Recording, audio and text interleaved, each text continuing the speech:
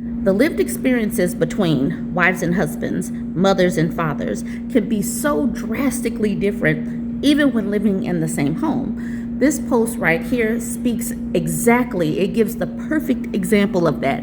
These people were experiencing two different things on the same day. So she says, my husband remembers joy, I remember work, where the misunderstanding between men and women quietly begins. Let's look at her post.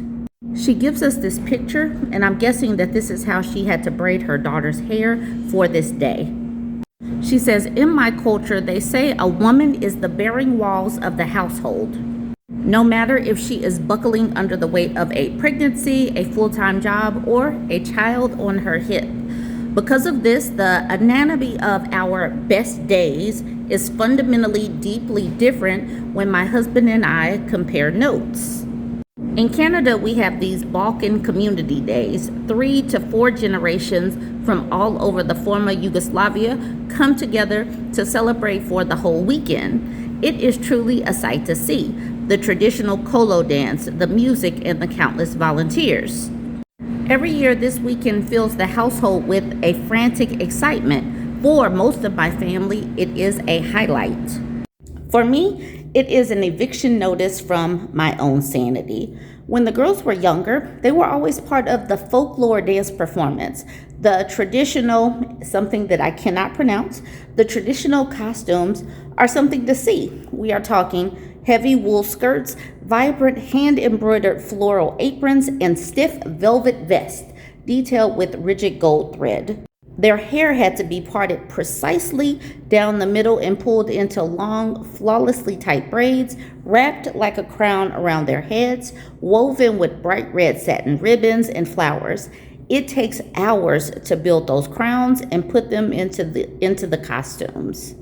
The morning of this day always started the same. My husband would grab his soccer bag, buzzing with excitement because he was playing in the weekend-long tournament. I need to be there early, he'd say, and the door would click shut. I was left behind in a maze of velvet and screaming kids, pulling those braids mercilessly tight because the pattern had to be woven into their heads like a traditional rug. Pack the change of clothes for after the performance. Make sure everything is there. Makeup, extra hairpins, safety pins, wet wipes, you name it. Looking at the clock, running late and thinking, I should have time for a quick shower. For the women at these events, you must be presentable. The hair, the makeup, the dress. The background noise is constant. Kids screaming, they are getting agitated. Their hair is pulling and they are nervous. And I am trying to hold on for dear life while my shapewear is literally sucking the breath out of my lungs. Contemplating between the runners and the heels. Well, I will suffer in the heels for a bit and change later if possible. The 40-minute drive is its own special hell. The children want a drink on the way. I am stuck in traffic, navigating a drive-thru in a tight dress, sweating through my makeup. Finally, we make it. For the vast majority of the day before the performance, I am trapped backstage with the other mothers, making sure the children don't ruin their outfits before they hit the stage. My heels are digging. I am soaked. The dress is suffocating. Suddenly, a familiar panic sets in. I start calculating the exact distance it will take to walk to the bathroom and whether I will actually make it. Having 2 kids does permanent damage to your bladder capacity, and high compression shapewear does not help. It turns a simple bodily function into an Olympic sport, trapping everything inside. I choose to just suffer. I finally find 10 minutes to step outside for air. My husband is happy, sitting comfortably in the shade, waiting for his next soccer game, depending on the tournament bracket. He looks up, smiles, and tells me I am beautiful. He promises he will come watch when the children perform. I go back inside, contemplating my life choices and wondering why the fabric of an outfit matters like it's the last thing I will ever do on earth. The performance ends. I am a proud mom. You can see the heavy breath of pride inflating my husband's chest. But before the applause even dies down, he turns to me, "One more game, and then I will join you." I go back to running, stripping off the costumes, wiping away the stage makeup, getting them into normal clothes. Now it's mealtime. The kids are melting down over what they want to eat. One wants this and one wants that.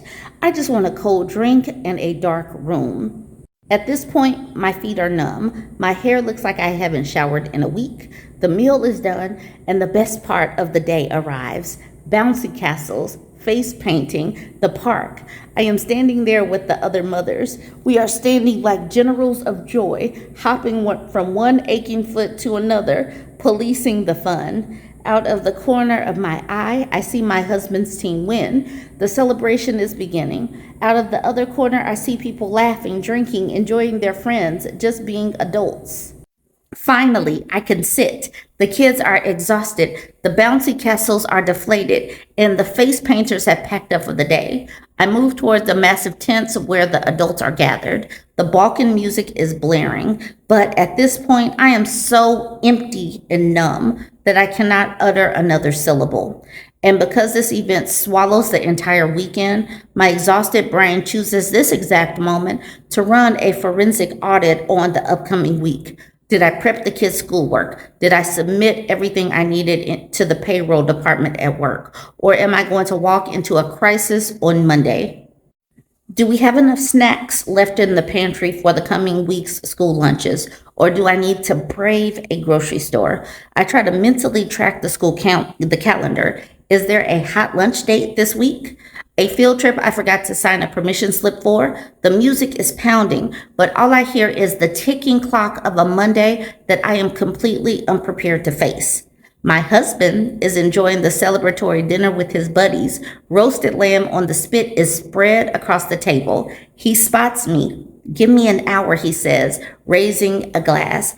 I just need to be here for the trophy handout. Just one more beer.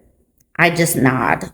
Suddenly, the kids want a fifth ice cream. I tell them no. They immediately run past me to him. He is the hero of the night. He pulls out a $20 bill, and they are the happiest children on earth. Meanwhile, my brain is calculating the tax on that 20. I am the one who will be dealing with the grumpy, overtired, overstimulated gremlins for the rest of the night and all of tomorrow morning. But right now, I still have to get us out of here. I have to play the role of the wife who isn't counting down the seconds until collapse. The herd of sticky-fingered kids away from the lights, peeling them away from the last remnants of the festival while they whine for just 5 more minutes. My husband walks beside us, glowing, waving goodbye to his teammates, tossing out promises to meet up next weekend. I smile tightly at the passing faces, nodding, saying our goodbyes through gritted teeth, carrying the weight of the entire family's exhaustion on my shoulders as we make the agonizingly long trek across the dark grass to the parking lot. I get in the car, completely broken. The first thing I do is rip the heels off my feet and shove my feet into slides so I can press the pedals to drive us home. We walk through the front door. He looks at me full of content and says, "You were so beautiful today. We truly have a beautiful family." Me? I am standing in the dark hallway, wondering why the word divorce is suddenly showing up in my vocabulary. It's so wild how much work these holidays and cultural events and things, how much work it is for the women. The men, whenever the women of whatever culture talks about their holidays, the men get to have a grand old time, and the women are working, planning, thinking ahead, thinking of just doing. Women do not get to enjoy the cultural holidays like the men do. And the thing is, it's like, how in the world are these dudes able to get away with this for so long? This woman in this, as she was talking, married single mother is what pops into my brain. The dude is there. He is there. But he is useless when it comes to his family. He gets to beam with pride at his children's performance that he had absolutely nothing to do with. He gets to beam with pride with his beautiful wife that has done so much and is just barely hanging on by a thread. and he gets to go out and do all of the things that he wants to do, and his life is barely changed. He doesn't even have to think twice about all of the things that happened over the weekend with his kids and his wife. He just gets to go play soccer. This is why many of these men in times past, if they were married, they were able to climb the ranks because they had these women in the background that are doing all of these things that they barely even notice happened. This is the main reason why, as more and more women decide that they want to opt out of marriage and the mom to wife pipeline dries up, that spigot is turned off, and these dudes have to hold their own nuts.